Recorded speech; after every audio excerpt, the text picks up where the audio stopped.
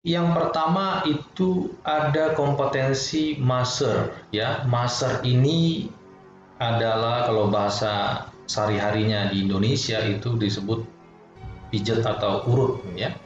Tapi untuk lebih ilmiah kita biasakan menyebutnya masas.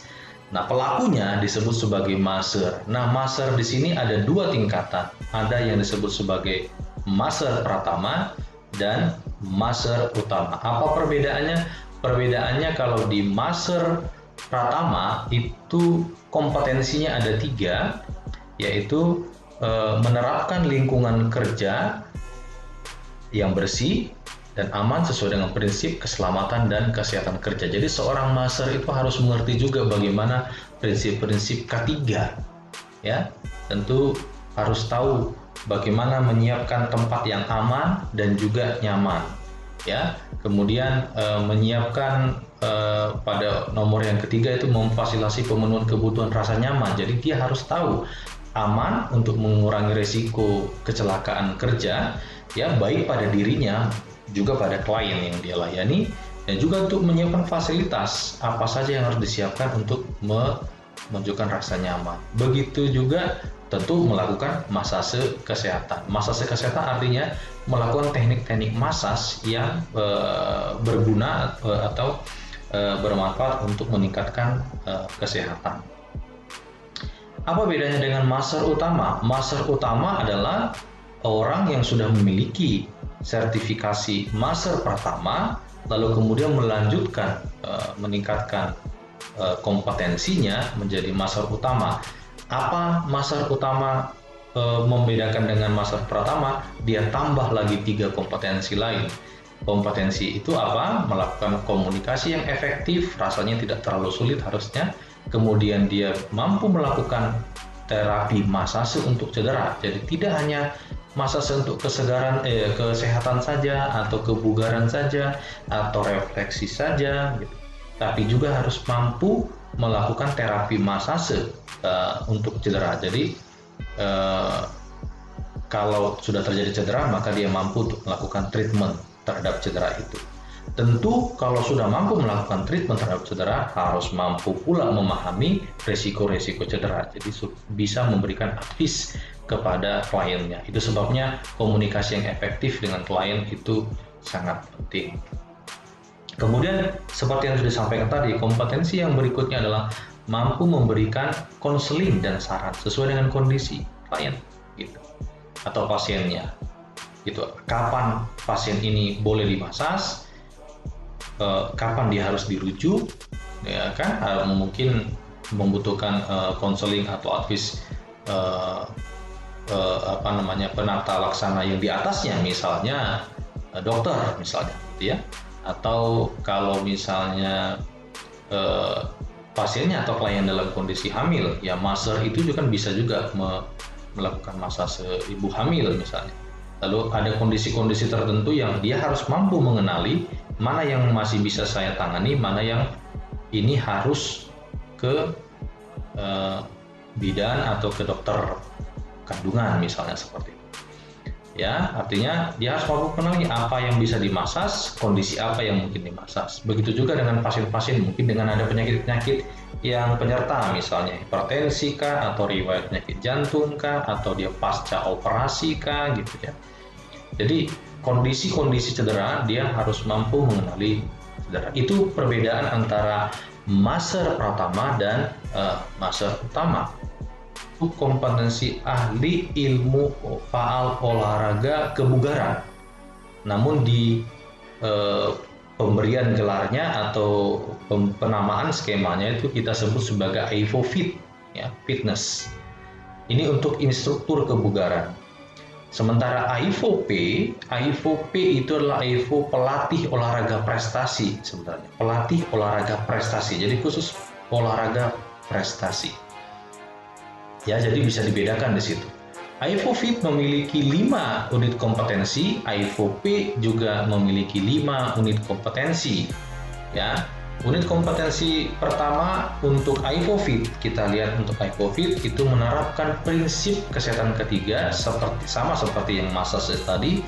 Jadi di tempat fitness atau tempat-tempat pusat-pusat kebugaran itu dia harus mampu memanage ya, atau apa istilahnya itu, menata ya tempat pusat kebugarannya menjadi tempat yang aman ya, aman tentunya, dengan apalagi dengan banyaknya alat peralatan ya. Berikutnya kemudian mampu memberikan konseling dan saran. Artinya seorang IFOP harus dibekali dengan ilmu-ilmu tentang yang terkait dengan konseling dan saran sesuai dengan kondisi klien. Misalnya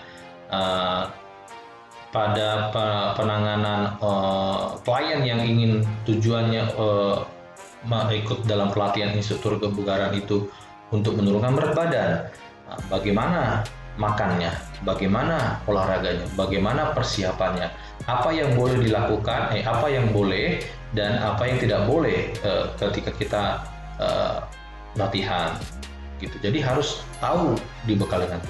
Lalu bagaimana makanannya, bagaimana cara makan atau asupan gizi itu juga harus tahu.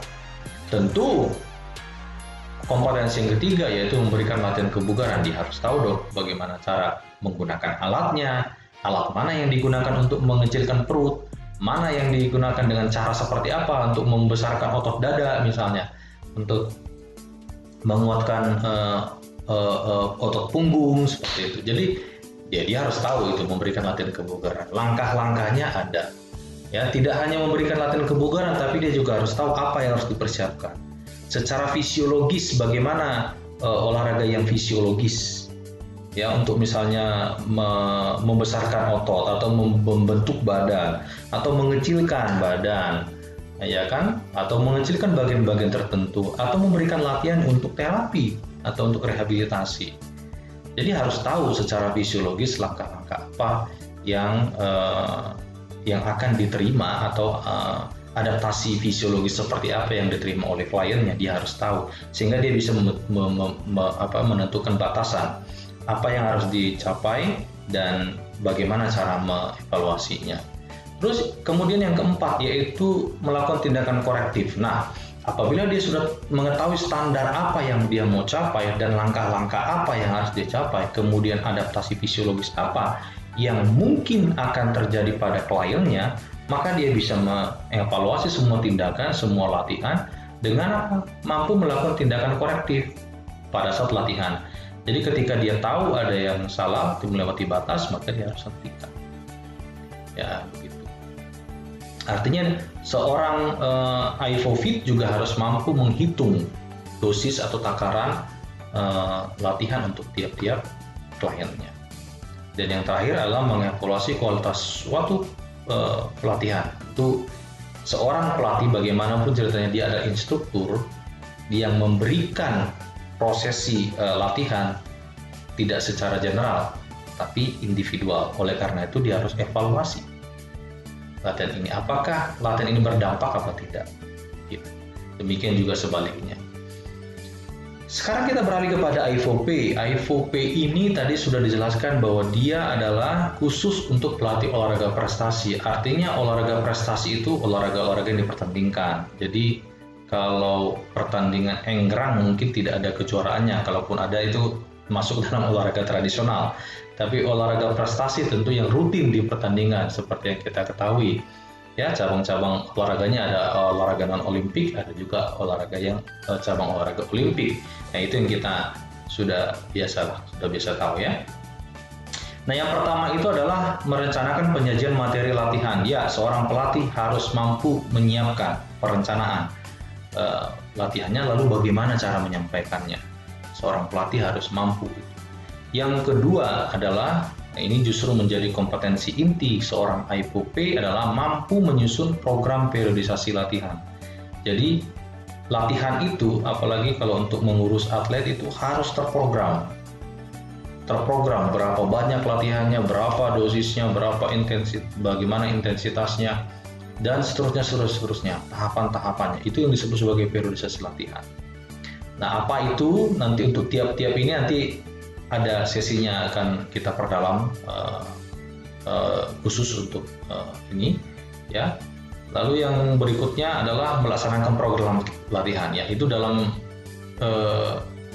pendidikan formal ya di universitas, biasanya di pendidikan tinggi itu sudah ada pendidikan formalnya bagaimana melaksanakan program latihan. Walaupun demikian pendidikan informal juga banyak gitu ya, berdasarkan pengalaman-pengalaman, tapi bagaimana pengalaman itu, bagaimana melaksanakan program latihan itu seyogyanya gitu ya, seharusnya ya terstandar.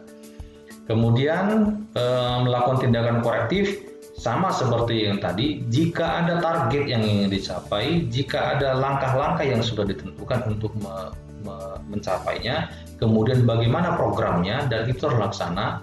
Ketika program ada, maka harus ada pengawasan. Ketika pelaksanaan program latihan itu salah, maka harus mampu melakukan tindakan korektifnya. Apa tujuannya koreksi pelaksanaan latihan? Ada dua tadi. Jika contoh, jika latihan itu tidak dilaksanakan sesuai dengan standar program yang sudah ditentukan, maka efeknya akan tidak ada. Jika ini diaplikasikan kepada kepelatihan, tentu atlet yang disasar. Jika misalnya dia tidak melaksanakan program, maka ya efeknya tidak ada, tidak tercapai. Ya, pencapaian target tidak tercapai. Maka ya tentu atlet tidak akan tidak maju gitu. Kalau kita proyeksikan kepada pencapaian akhirnya yaitu medali atau juara, ya tentu tidak akan tercapai. Sebaliknya, jika melebihi yang sudah diprogramkan, maka risikonya apa? Risikonya akan ada cedera. Cedera itu bisa cedera akut atau cedera yang begitu terjadi langsung terlihat, ada juga cedera yang kronis jangka panjang. Jadi itu yang perlu diperhatikan. Ya, tidak hanya prestasi, tentu keselamatan atlet juga harus kita perhatikan. Jadi dia harus pas. Itu sebabnya harus mampu melakukan tindakan korektif. Ingat, tindakan korektif tidak dilakukan pada setelah latihan. Tindakan korektif yang dimasukkan di sini adalah pada saat pelaksanaan latihan. Jadi ketika melatih harus punya semacam prosedur standar operasionalnya. Jika kondisinya melenceng ke kiri, maka apa langkah-langkah yang dilakukan untuk kembalikan kepada jalur. Jika melenceng ke bawah, apa ya langkah-langkah yang harus dilakukan untuk mengembalikan ke jalur program. Kira-kira gambarannya itu. Yang keempat, yang berikutnya yang kelima, yaitu mengevaluasi kualitas program latihan. Sama seperti tadi IPOFIT, jika sudah membuat program, dilaksanakan, tentu harus ada evaluasinya. Untuk apa? Untuk selanjutnya, apakah misalnya program ini masih tetap harus dilanjutkan atau karena target sudah tercapai maka kita perlu melakukan program untuk target berikutnya, atau ada perbaikan-perbaikan. Nah, evaluasi itu harus ada. Dan ingat, kawan-kawan, harus tertulis. Biasakan tertulis, terdokumentasi. Ya tidak mesti tulis tangan lah, mau diketik, mau di video, mau di ini. Intinya harus ada dokumentasi supaya akurat. Ya, lebih baik lagi memang ada data-data pengukuran evaluasi fungsional. Apa itu? Nanti di materi selanjutnya kita akan bicara tentang evaluasi fungsional.